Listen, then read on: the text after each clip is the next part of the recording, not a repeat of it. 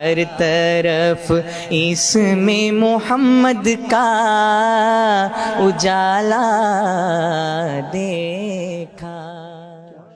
ایک سوال پوچھا گیا ہے، اگر کسی مسلمان بچے کا ختنہ والدین نے نہ کرایا ہو یہاں تک کہ وہ جوان ہو گیا تو اب وہ کیا کرے؟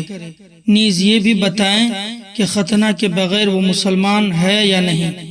جواب: ختنہ کرانا صحیح قول کے مطابق سنت مؤکدہ اور شعار اسلام ہے۔ اگر والدین نے بچپن میں نہ کرایا تو ان کا یہ عمل لائق افسوس ہے، مگر خود اس شخص پر ملامت نہیں۔ جوان ہونے کے بعد بھی اگر برداشت کرنے کی قوت ہو تو اس کو کرا لینا چاہیے، اور اگر برداشت کرنے کی طاقت نہ ہو تو شریعت کی طرف سے معاف ہے۔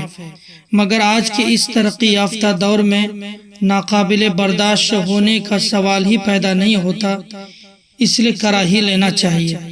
باقی ختنہ نہ ہونے کے باوجود بھی یہ شخص مسلمان ہے، جبکہ اللہ اور رسول اللہ صلی اللہ علیہ وسلم کے تمام احکام کو دل و جان سے مانتا ہو۔ ایک سوال اور پوچھا گیا ہے، ایک شخص جس کی عمر تقریباً 50 سال ہے، اللہ کے فضل و احسان سے اب وہ مسلمان ہو گیا، کیا اس کا بھی ختنہ کرانا ضروری ہے؟